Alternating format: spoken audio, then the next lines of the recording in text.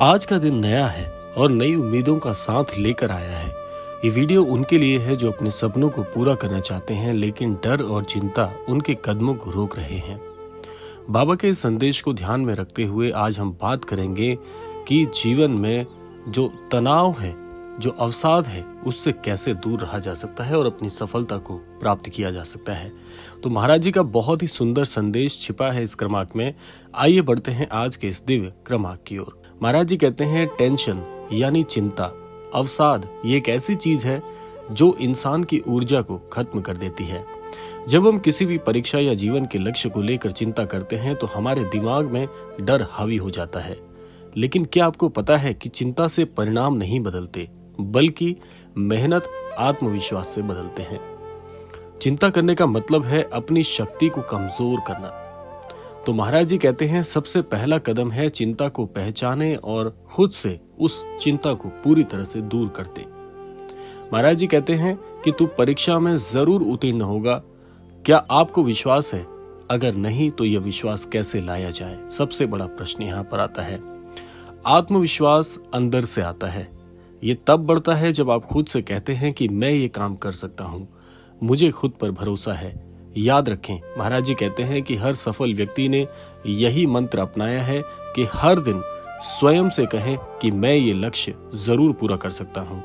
ये एक छोटी सी आदत है, लेकिन ये आपके अंदर एक ताकत भर देगी। स्वयं को पूरी तरह से तैयार करना, स्वयं पर विश्वास करना और अपनी इच्छा शक्ति को मजबूत करना। अब बात करते हैं सही योजना की। परीक्षा में पास होना केवल पढ़ाई का खेल नहीं है, ये सही रणनीति का भी सवाल है। सबसे पहले अपने समय को सही तरीके से बांटें। जीवन में जो भी आप करना चाहते हैं, जो भी आपका लक्ष्य है, चाहे वो कोई परीक्षा हो, चाहे कोई व्यवसाय में उन्नति की बात हो, जो भी काम आप करें उसके लिए सही योजनाबद्ध तरीके से अपने नियमों को अपनाएं। जब तक आप योजना सही नहीं बनाएंगे तब तक आप जीवन में सफल होने का सोच भी नहीं सकते। कि आप एक नाव में सवार हैं लेकिन आपको मंजिल नहीं पता और आप नदी के बहाव में बहते चले जा रहे हैं, तो ऐसे क्या आपको आपका लक्ष्य प्राप्त हो सकता है? क्या ऐसे आपको मंजिल मिल सकती है? तो इसीलिए आपको योजनाबद्ध तरीके से काम करना बहुत जरूरी होगा। और आप देखेंगे कि जब इस तरीके से आप काम करेंगे तो हर एक लक्ष्य आपका जरूर पूरा होगा। बाबा का संदेश हमें याद दिलाता है कि सकारात्मक सोच से बड़ी कोई शक्ति नहीं। अगर हम खुद को बार बार नकारात्मक बातें कहेंगे तो हमारा दिमाग उसी पर विश्वास करने लग जाएगा।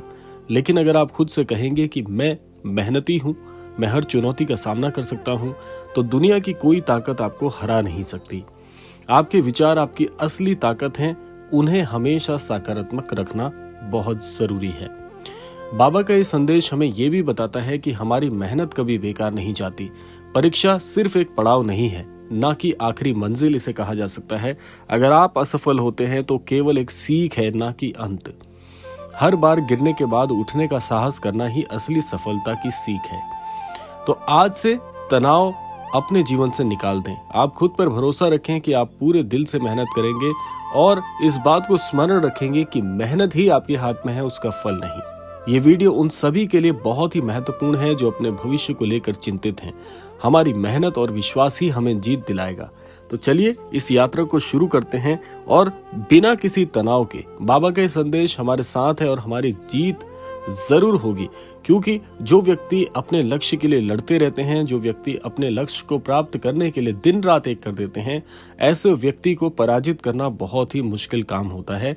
और सही मायने में मैं फिर वही बात दोहराना चाहूंगा कि जब आप किसी सफर पर निकलते हैं और आपको पता होता है कि मेरी मंजिल कहाँ है, कितनी दूर है और उसके लिए मुझे क्या क्या करना होगा, तो ऐसा व्यक्ति कभी भटक ही नहीं सकता। ऐसा व्यक्ति कभी अनुत्तीर्ण नहीं हो सकता, क्योंकि उसने पहले से हर काम की योजना बनाई हुई है। इसीलिए योजना बनाना बहुत जरूरी होता है। जब आप योजनाबद्ध तरीके से काम करते हैं तो आप 100% सफलता का बहुत बड़ा हिस्सा पहले ही पूरा कर चुके होते हैं। तो इसमें असफल होने की कोई बात ही नहीं है। तो ऐसा करने से आप अपने जीवन में वो सर्वस्व प्राप्त कर सकते हैं, सारे सपने सच कर सकते हैं जो आपने देखे हुए हैं। तो इसीलिए इस तरीके से आप काम करें। महाराज जी का ये संदेश आप सबके लिए बहुत बहुत कारगर हो, इसी कामना के साथ समय आता है विदा लेने का। मिलते हैं अगले क्रमांक में, तब तक के लिए जय गुरुदेव।